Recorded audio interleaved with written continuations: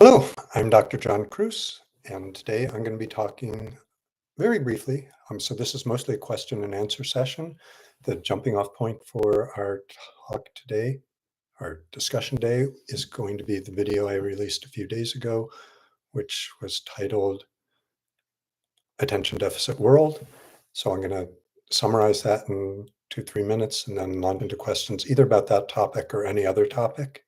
And hopefully there were some technical glitches getting started, but I hope everything's working right now. So the ADHD world, attention deficit world talk was based on the premise that ADHD rates are rising. And I believe we can't attribute all of that rise to either greater awareness of ADHD or greed on the part of pharmaceutical companies or doctors who are trying to diagnose more people who don't really have the condition, or to greater awareness among the general population as well as among mental health professionals. I think there's pretty good evidence that there are real increases in the rate. There are many in the ADHD community, both the patient community and the medical community, who are somewhat resistant to that. And part of it is that they feel they fought so hard to legitimize ADHD as a real condition, and that it's not only real, it's real partly because it's biologically based. And the mistaken worry or fear is that if rates are going up, that somehow eliminates the truthfulness that there is a biological basis for that. And my response to that is every condition we have in the mental health community world is a product of both genetics and other biological factors, and our environment and social and other interactions. And so we shouldn't be surprised, even though there is a strong genetic component, that doesn't mean the rates can't go up. And there are so many forces in our world that are pushing most brains to be more ADHD-like. So that's not just our immersion in a cell phone internet world where we're bombarded by information. It's much of it's quick, superficial, large volumes, and we are interrupted as we are trying to digest it by more information pouring in. That in itself is pushing brains in ADHD-like directions. But there's also changes in how we don't sleep enough, we don't exercise enough, poor diets may be contributing, post-viral syndromes, plastic and other contaminants in our environment, all of which seem to, at least in some susceptible individuals, have the propensity to create an ADHD-like picture. And what I encourage people to think about is that in the old days, we said there was, again, just this one form of ADHD that arose very early in childhood, and some children did outgrow it, but the claim was by young adulthood, you weren't going to outgrow it. The extent to which you had ADHD was going to be present the rest of your life. And that, yes, if you were in lower stress, lower demand environments, it might not show up. And it might show up if you have greater demands on you or less support or structure. But it's clear that there are cases, whether from brain trauma, post-COVID, other sources, where people do develop ADHD pictures later in life. I'm also arguing that there's clearly, and this ADHD exists on a spectrum. There are many people who have subsyndromal ADHD, and they have a few symptoms, but they don't have either enough symptoms or enough severity to their symptoms. Those people under an environment that's ADHD-ogenic pushes them into full-blown ADHD. And one added confounding factor is if you're then working and interacting in a world full of people who are all more ADHD-like, even if you're sleeping well, avoiding viruses, not immersing yourself that much in cell phone culture, you are still dealing with people who are more fragmented, more changing topics quickly, more flooded with information. So your brain itself will still be exposed to these forces. So that's about all, and different pieces of that I've talked about in different videos. So I am open to questions on that topic and other topics. I know there are some leftover topics from last week, which I will get to at some point, but I see there are questions already.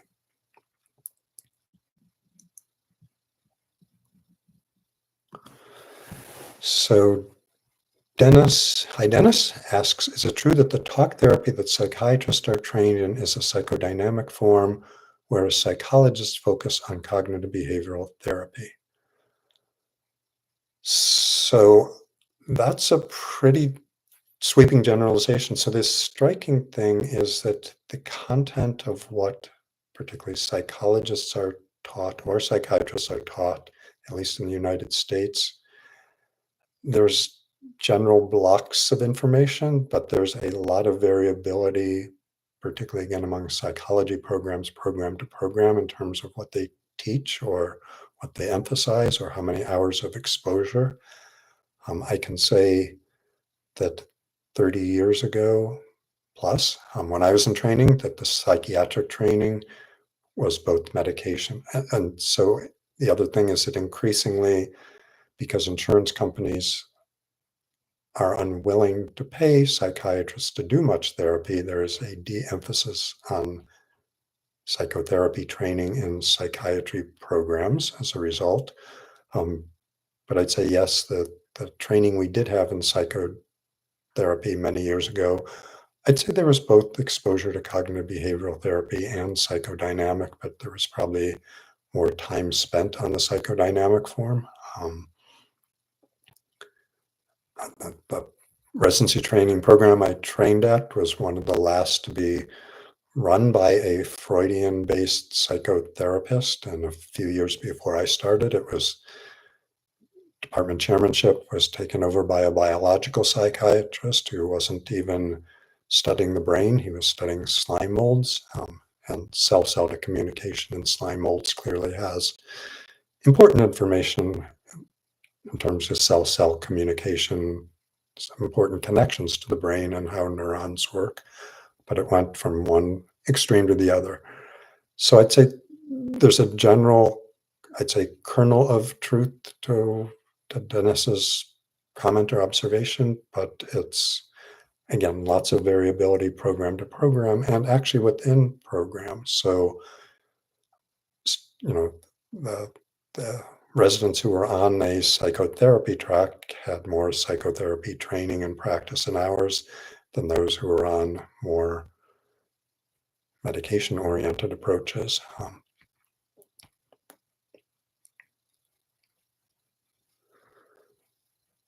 So Tom Sale asks, does ADHD cause central sensitization?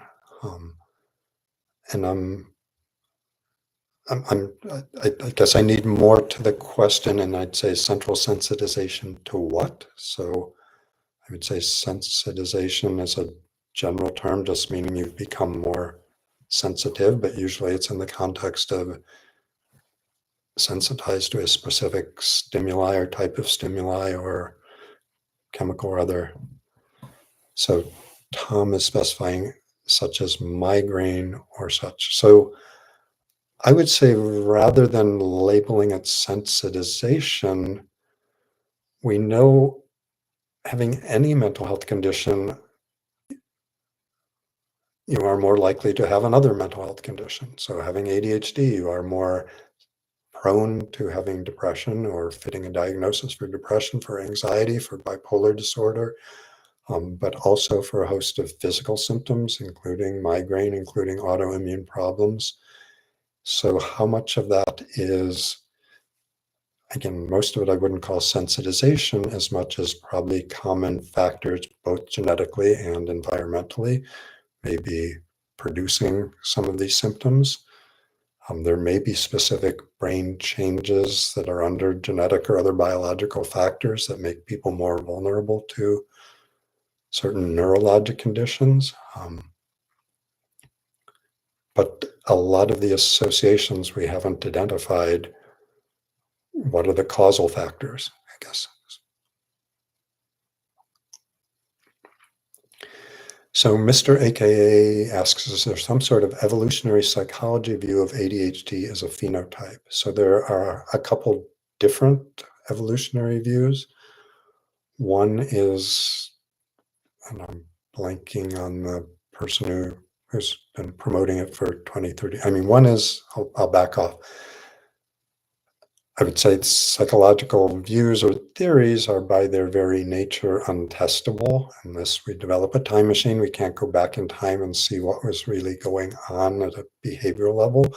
We can have clues and cues from artifacts, and if there are behaviors or patterns of how humans behave that are consistent across cultures, we can assume that they were preserved because they had some evolutionary value. But how they are functioning now in our societies now don't always indicate, again, how they arose or why they arose. So the hunter-gatherer model is that people who were who were predisposed to pick up on novelty, to try new things, to investigate, to be hyperactive in exploring new environments, had advantages over people who were being relatively sedentary, who were uncomfortable with newness, who were sticking to the same old pattern rather than trying new or different things. So that's one of the, I'd say, more established evolutionary psychology views. And as Tom Sale is pointing out, I'm saying migraine and I'm thinking migration. The claim, one of the claims associated with that theory is that groups that are more prone to populate new areas are ones that are more adventuresome, more physically active, and are more comfortable with novelty, so are willing to explore uncharted territory. So some of the claims a few decades back of why America seemed to have more higher rates of ADHD might have been that there was selection for groups that were more open to migrating to new areas. Some of the, I'd say most of the epidemiologic data now, I mean, one, it's hard to compare studies done in different ways, but we're not seeing wildly varying rates in different societies as long as you use the same criteria for diagnosing ADHD. So some hellos from hello Sir Austin, and hello from Drop Neck from Greece. Great.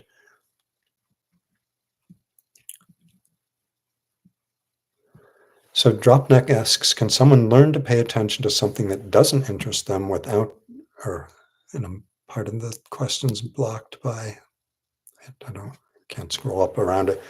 Can someone learn to pay attention to something that doesn't interest them with, I don't know if there's a word block, but strategies of meditation without medication? So there are well-established cognitive behavioral therapy strategies for ADHD that can help improve attention span, can help declutter environments so that there's fewer distractions, can help at a practical, real-world level improve attention.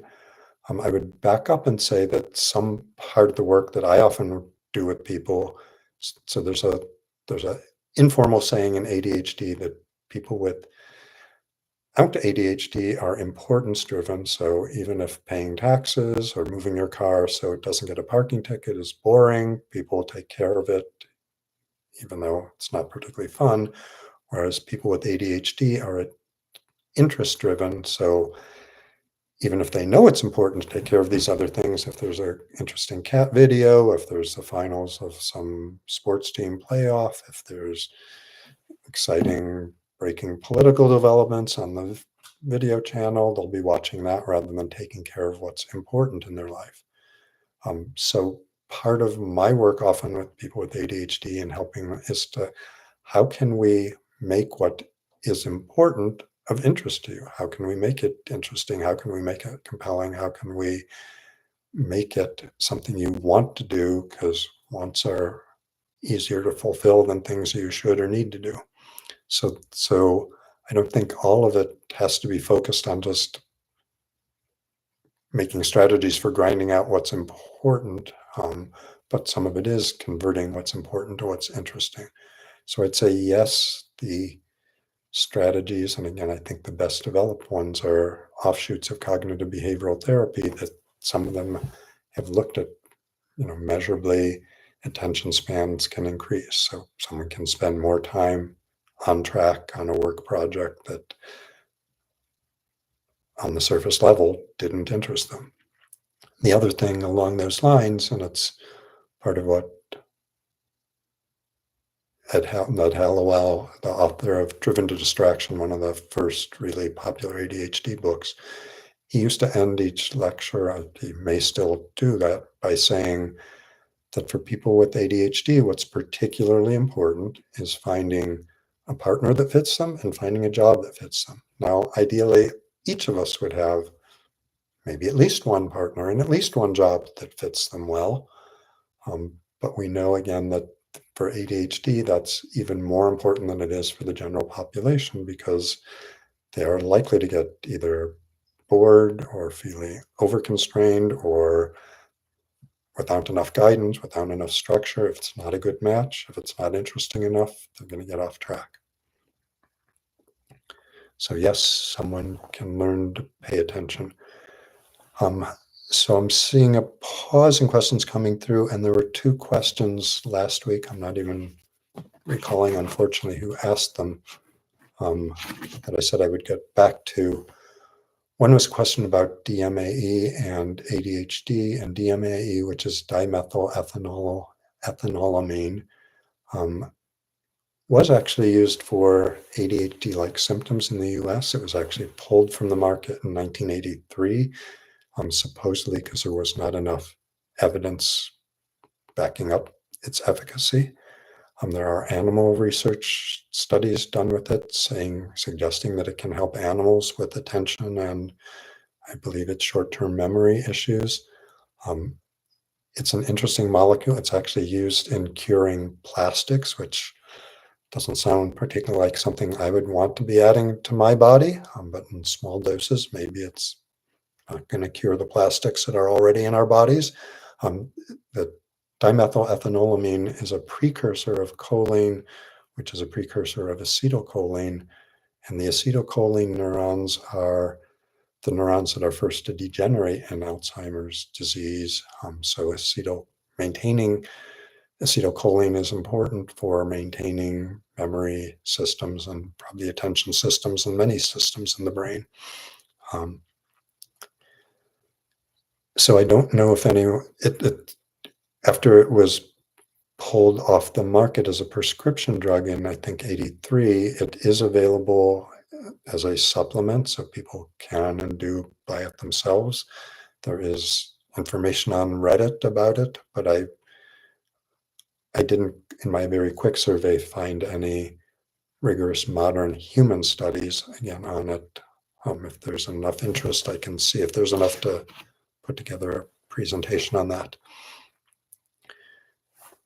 So the other question someone asked last time was, what about sigma agonists? And I think they particularly brought it up in the question of fluvoxamine, not Prozac, which is fluoxetine. So whether sigma agonists have been studied for ADHD, and there's probably enough there that it's worth doing a whole presentation on. The short answer is, initially, when they first discovered the sigma receptors, they thought they were a subset of the opioid receptor system. So we have kappa and mu and sigma opioid receptors is what they originally called. And then on further investigation and study, it looked like the sigma receptor system doesn't have any resemblance to the mu or kappa opioid receptor systems. And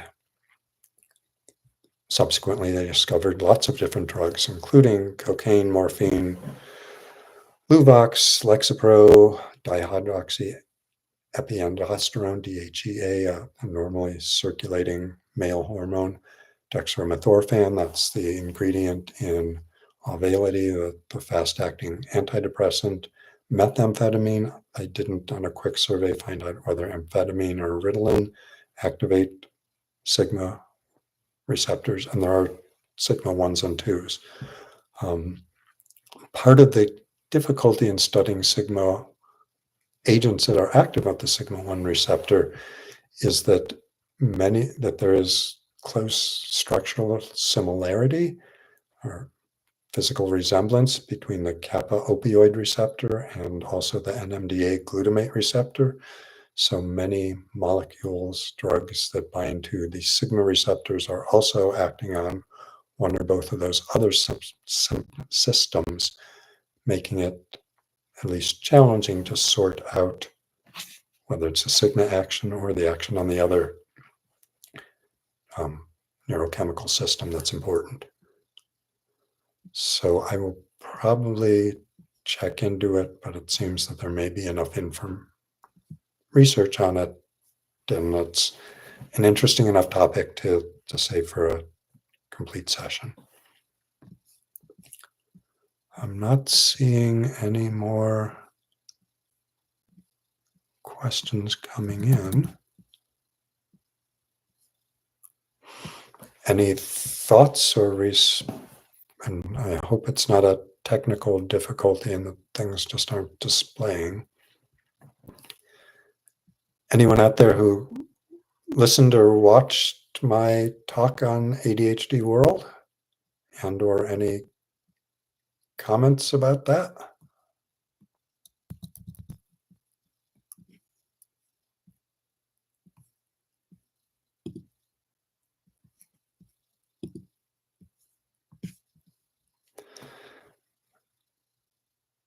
So Amadi, hello again. Okay, so a whole bunch just came in, so I don't know if there was a delay. Bui Kajos, again, sorry if I'm mispronouncing names. I believe I have sluggish cognitive tempo and ADHD inattentive type. Do you think it's possible to have both together?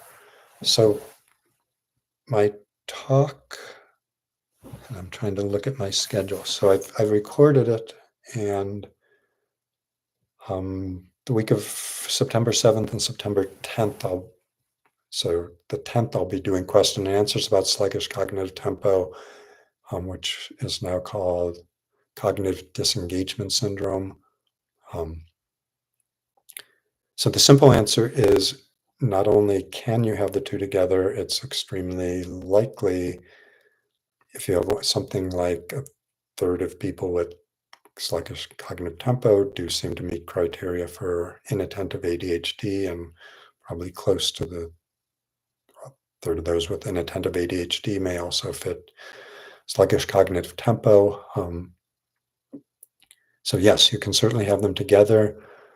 The cognitive disengagement syndrome, they purposely wrote the criteria so they try not to overlap with those of inattentive ADHD, but there's pretty clearly is some overlap in symptomatology, and there's practical overlaps, making it often hard to sort out, is not completing a task because you were too slow and not getting around to it, or not getting around to completing it, and your mind was wandering, or because you were responding to external distractions. And so there's overlap, and you can certainly have them both.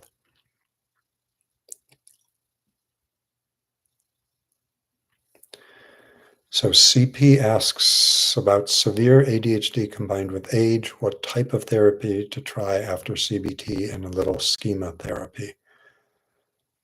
So one is, I would say, maybe even at least as important as the type of therapy. I would emphasize having a therapist who's familiar with ADHD. So there's lots of rigorously trained cognitive behavioral therapists who do a lot of work with panic attacks or social anxiety or depression, and the techniques that needed to be added in and working with people with ADHD are special added on top of that, particularly given that CBT relies on being aware of what patterns you're already doing, what your current triggers are, doing lots of boring, repetitive homework over and over again, and that compliance with homework is one of the best markers for who's going to get improvement. And most pure CBT trained therapists don't know much about ADHD or how to work with it. So again, rather than just focusing on the type of therapy, I would try to make sure that therapists themselves have expertise and understanding of ADHD.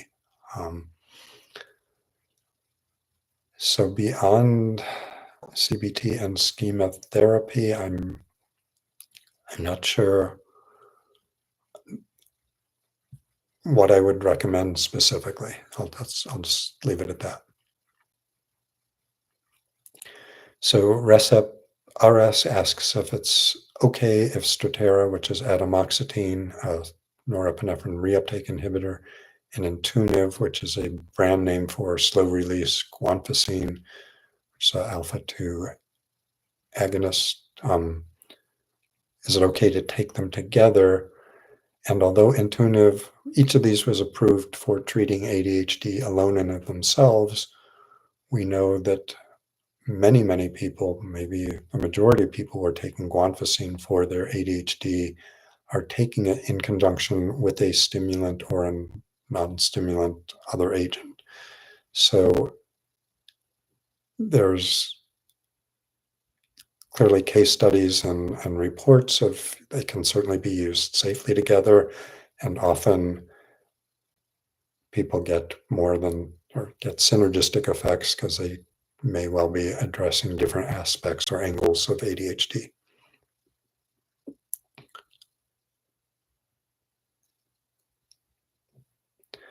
So Arborzen asks or says, I wish they would brought back the ADHD medicine Pemeline or Cylert. It was a controlled for substance. And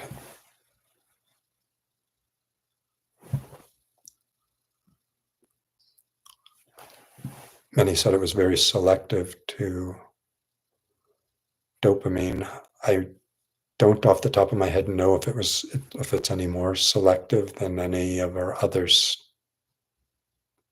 stimulants. I did use it way back in the day before it was removed, and certainly had some people who had benefit for their ADHD symptoms.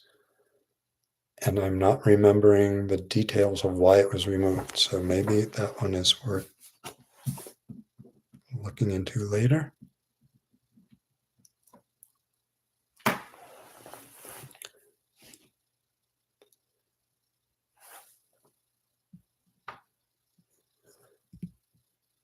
Sorry, I'm having some technical difficulties. It's jumping.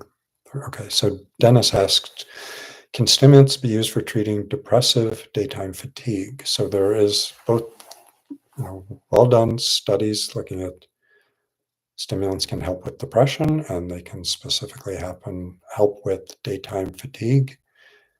Do they help for everyone? No, but most people, depending on the dose, the question is sometimes a dose that helps with fatigue is disrupting sleep or causing anxiety issues. But they work, they are off-label uses, and many people would prefer using a non-controlled substance that may help or less strongly controlled like modafinil. So CP is commenting on my comment about parking tickets and missing them, and he or she has received three tickets in 1 week totaling $300. So again, the importance of not attending to what's important, but attending to what was interesting. So Amadi asks, can marijuana be used to treat ADHD? So I do have a video about marijuana and ADHD, and I will give you the summary, and that is, it's probably the one topic that I can recall that really changed my mind when I looked at some of the studies. So my bias is that on the surface, and there is good documentation that people who are using marijuana every day do have some cognitive problems. So motivation is lower. energy levels tend to be reported as lower, and sort of organization of thought seems to be lower. Those three on the surface look like a horrible match for ADHD, that it should be reinforcing lots of the problems that can accompany ADHD. But there is some handful of studies done by different groups, all supporting that at least some individuals with ADHD can obtain some improvement in ADHD symptoms, not just mood symptoms, not just anxiety relief, from marijuana. Now, we don't have markers for who that subset might be. We don't know what proportion of people with ADHD. I have seen a handful of people in my practice who felt that marijuana, more than any stimulant, more than any other drug, was what helped them with their ADHD. And they did seem to have rigorously defined ADHD. This wasn't just something else mimicking ADHD. So for some people, yes, but I would, again, approach it cautiously, see what results you get, be aware that marijuana can linger in particularly fat-soluble parts of our body longer than many other drugs do. So some of it could be around for many days after use, but the biggest effects you're likely to see are within hours to a day of taking it. So thanks for the Arbor Zen is just giving, I guess, positive feedback about the ADHD attention deficit world video. So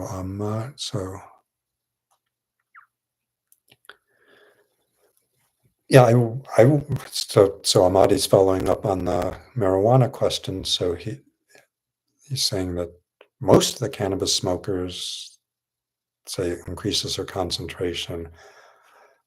That, I mean, I'd say most of the cannabis users I come into contact with say that they concentrate less well, but they're enjoying what they're doing and their mind is more free and creative, perhaps. So I haven't actually heard a lot of people expressing with ADHD or without saying it increases their concentration, but clearly for some it does. The other thing that the question points out is that for most of the cannabis research, we focus on two different substances. One is, I'm blanking, one is CBD or cannabidiol, and one is THC or tetrahydrocannabinol. THC is clearly the one that is linked to the risk for psychotic episodes, and CBD actually may have some protective action against that. So even though so I would be encouraging people to focus on CBD rather than and minimizing any exposure to THC as a general approach or rule. So JCB PRS says, I find a lot of therapists and other mental health professionals state they specialize in ADHD, but once you have time with them, you find out it's clearly not the case. Yes, I won't offer how prevalent it, I mean, my biggest issue is people who in the mental health field who still say they don't see it, they don't think it really exists, or it's not real, or that know nothing about it. Some of that is age related, but I'm in my very early 60s, and I think I'm very close to the average age of a psychiatrist in this country. Anyone who trained, so that means half the psychiatrists trained in an era before mine, and that means they had absolutely no training during residency days about ADHD in adults, none. So what they learned on their own, which hopefully could be a lot. So yes, there are problems both with people who are completely ignorant, and there are problems with people who think they have some awareness or are willing to claim they have awareness, but really don't seem to grasp what ADHD is about. And I'd say, including, in my experience, many psychologists who are involved in psychometric, neuropsych testing for ADHD. I've seen many who impose their preconceived biases on whatever data set they obtain from testing a patient. So CPS, can Ritalin and Vyvanse be taken on the same day? So people certainly do mix and match stimulants. I'd say as long as you are aware they are both stimulants, they can, that the effects on side effects in terms of cardiovascular effects, in terms of agitation, in terms of potentially adding to or contributing to insomnia are there. But there's no, I mean, if it's done cautiously, then it can be done. There are certainly some people who feel that the two drugs have different effects on subsets of their ADHD symptoms. My experience is that tends to be a minority, that most of the people I've worked with felt that methylphenidate Ritalin just worked less well, not differently less well, just less well. So Sally from Sydney liked the ADHD World video, but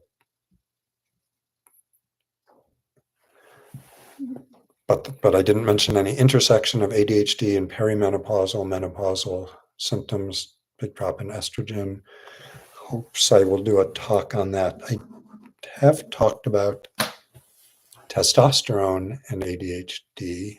I'm not even remembering if I've talked specifically about estrogen and ADHD. If I haven't, yes, there's probably enough now that's worth talking about.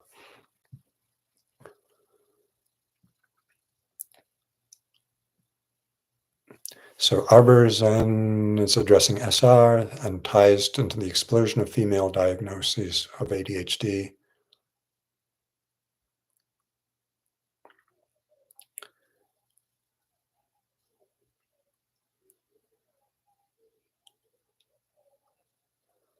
And can I suggest meds for senior in good physical health with ADHD and hoarding and binge eating disorder? So in this country, I mean, Vyvanse, and I'm not sure what its marketing name, so lisdexamfetamine, what its name might be in the Australian market, is actually FDA approved for both ADHD and for binge eating disorder. So there is evidence it's going to be helpful. I have a talk in the series about cardiac effects and stimulants. And yes, if you've had any cardiac symptoms, if you have a family history of cardiac problems, you should definitely be evaluated before trying a stimulant. But I've worked with people in their 80s, 70s, 80s, I had any of them early 90s, who have had minimal side effects from stimulants and good benefit for their ADHD symptoms. So, so I certainly wouldn't consider age an absolute rule out, particularly if you're otherwise in good health. I have a talk on hoarding disorder, and there are a small number of studies on a number of different drugs, not enough data for any of them to say what might be helpful. But in general, the stimulant, I mean, they're the biggest single factor is using a buddy system. So having someone else there that you can be accountable for to help you clear things out.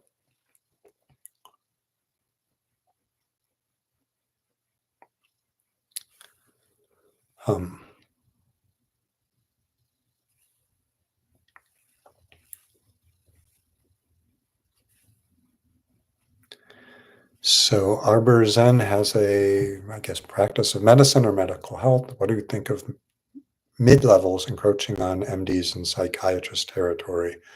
I've heard of PMHNPs, so nurse practitioners, also physicians' assistants, taking away clients from medical doctors' private practices with many complaining about that on forums. And I'll throw out a couple of random thoughts, and these are completely my opinions. So one is there is more than enough mental health work, at least in America, and I think most of the other countries on the planet, for all the people who are working in mental health these days. So any psychiatrist who is failing to have a full practice and claim that it's because others are taking work away from them, I doubt that that's the full picture. Because, I mean, so it might be that they're unwilling to participate in insurance panels, and there can be good reasons for that, or unwilling to participate in Medicare or Medicaid plans, which there the main reason not to might be financial, and I won't go into that. So yes, more and more non-medical trained individuals are there in the workplace, and some of them have, in certain states, have quasi-prescribing privileges.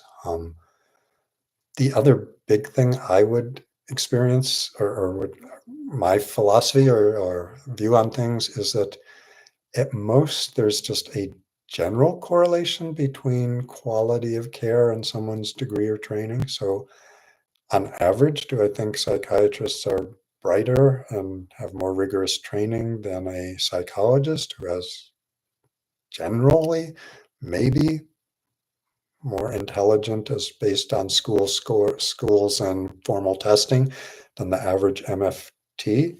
Maybe that there are some average tiering, but there are really good people at all levels of training, and there are really bad people at all levels of training.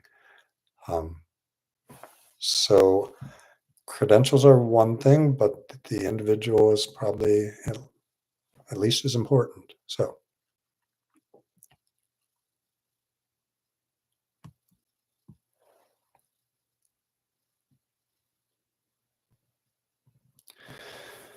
So JCP PRS asks if there are concerns about the cost of Vyvanse, even the generic version. Would generic dexedrine be the closest alternative, since it is also dextroamphetamine? So, and thank you, someone actually tipped me. Thanks. So yes, in terms of it should be the same active stimulant, dextroamphetamine.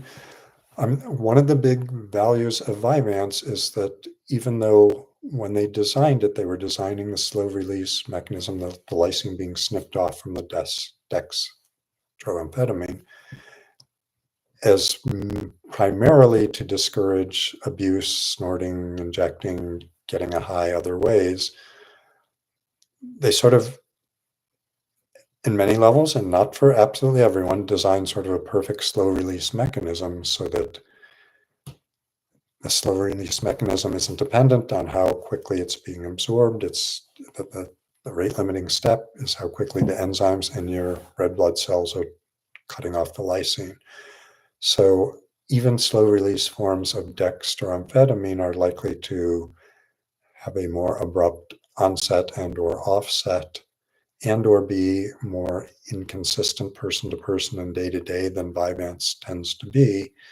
So there are still some potential drawbacks. So it's possible that an individual, and again with stimulants, it's not just the concentration in your blood or at the receptor at a given moment, it's how quickly that concentration is changing or going up and down.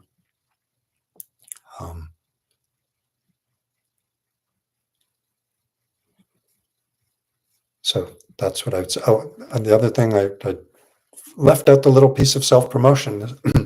My video on attention deficit world was my 200th video on this channel. Right now, there's going to be actually more than 200 because I have received great assistance from Maxime Poli in France, who has been editing the sound for many of the older videos I've done and cutting out the noise, cutting out the distraction, cutting out the background, and speeding some of it up. So there are some of these videos, there's older versions and newer versions. We're in the process of putting all the newer versions on the video section, and so taking them from the live section. That's all I'll say about my channel. So GB asks, I've been not taking my Vyvanse on weekends, but I've really missed it on those days. Should I worry about building up a tolerance? So it's a good question. It's one I've talked about. I think the title is Drug Holidays, and it's probably in the first year of doing this, so it's an older one. Hopefully it's still legible and intelligible. And there is virtually no data that I could find at that time, and I haven't seen any since then. I haven't rigorously looked recently. It's plausible that taking breaks on weekend would prevent building up tolerance, but nobody has shown that that's the case. And there are two very different camps. One camp says, stimulants are powerful drugs. They have rare risks for addiction, but clearly established and connected with it, and psychosis, and probably the exposure to the least amount in your lifetime, the better. And maybe there's less likelihood of tolerance, so you should take breaks every weekend. And there's others who say that we know the ADHD is something that doesn't just affect academic or work performance and isn't just affecting cognitive tasks, but it's affecting a whole bunch of social tasks as well. And if these drugs help you be your best self, then why would you be skipping it on the weekends? Don't you want quality weekends as well as quality time? So until or unless we have clear, robust data showing that weekend holidays decrease some substantial risks, which we don't at this time, then I would say if you function and feel better on the weekends with it, and again, I would say in general, it makes sense to me to take it. So again, I can't make specific recommendations. I don't have a doctor-patient relationship with any of you, and I don't know, all the other details that might be important before deciding whether or not to take it regularly.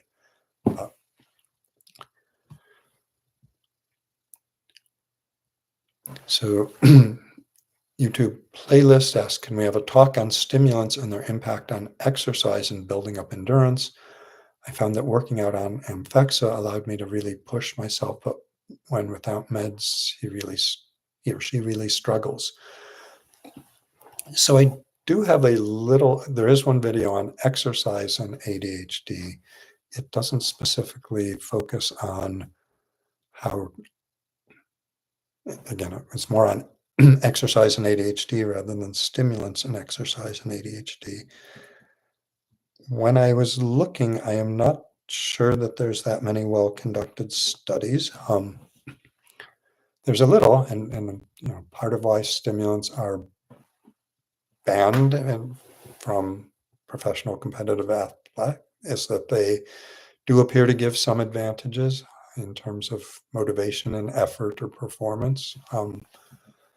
But I'll check into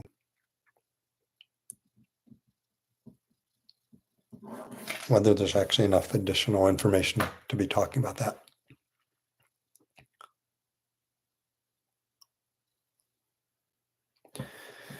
So YouTube playlist asks, does anemia impact how well your red blood cells snip off the parts of Vyvanse? So a couple things. There's different forms of anemia. So some anemias are just fewer red blood cells, and some are smaller red blood cells, but close to the normal amounts.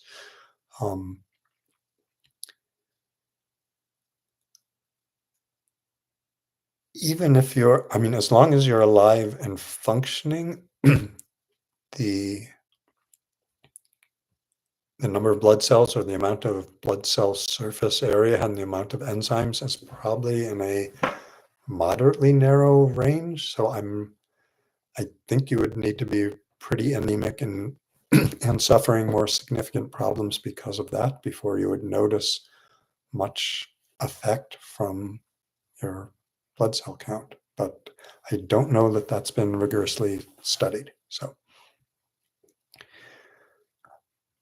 So thanks for the kind words from GB and their jobs and YouTube playlist and Dennis and SR. So thank all of you, and thank you all for the good questions.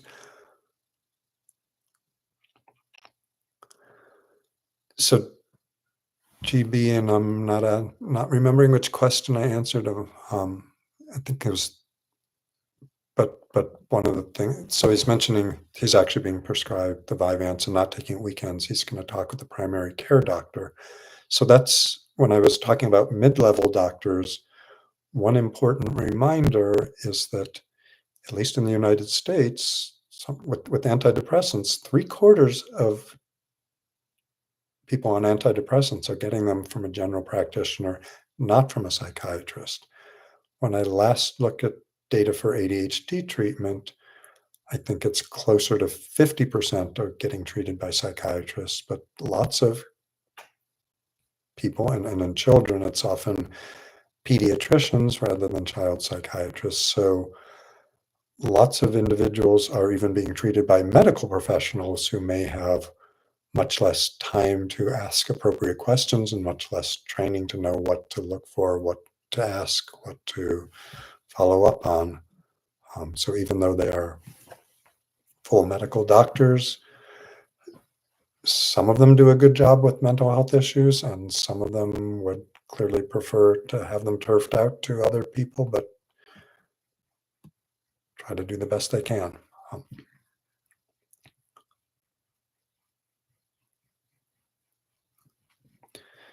So YouTube playlist mentions that after a few months or maybe weeks of taking stimulants, they had their first panic attack ever. So they've had to really practice mindfulness because they were wired for a while. So we know, I mean, it was studied actually with street stimulants. Even 2 weeks after a single dose of cocaine, there's an increased likelihood of having a panic attack. So these are drugs, either prescription or street stimulants, that rev up your sympathetic nervous system, which is the practicing revving it up or hyperactivating it. For most people, would reduce their susceptibility to having it triggered again. One of my talks just a few weeks ago was on cognitive behavioral approaches for panic attacks. So that's valid for people who are on with ADHD or not. So it might be useful to focus on that. So mindfulness is great, physical fitness is great, but there are specific cognitive behavioral therapy approaches which can be powerfully helpful with panic attacks. So we're getting close to the end of the hour. I will try to look at whether some of the things that people mentioned today, that I can find enough topic to say something intelligible and helpful on in weeks to come. Next week's topic is a general mental health, broader than just ADHD, but pertinent to it, and it's addressing all the people who feel overwhelmed by all this media, social media, the news, doom scrolling, who's up in the polls, who's being impacted by global warming, climate change. Where's the wildfire? Where's the floods? Where's the storms? Who's at war right now? So if you're overwhelmed by too much news, what I've said for years is you should treat your news intake like a medication and get the dose that's right for you. So my talk is about some mindfulness approaches on how to think about, why am I doing this right now? Why am I watching this? And what is my goal? What am I trying to achieve? And once you're aware of your goal, you can probably much more clearly decide, okay, I've done enough to get that. I don't need to keep doing it. And so I don't know why my whole compl-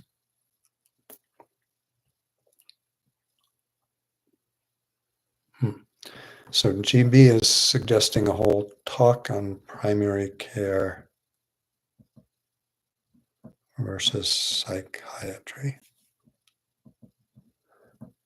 My worry is it would be shaped more by my impressions and biases than data, but it's certainly worth looking into. So thanks for the idea. Um, thank you all for the questions and for being so attentive, and certainly feel free to let others know about this channel. It's growing slowly, but growing positively. So that's great.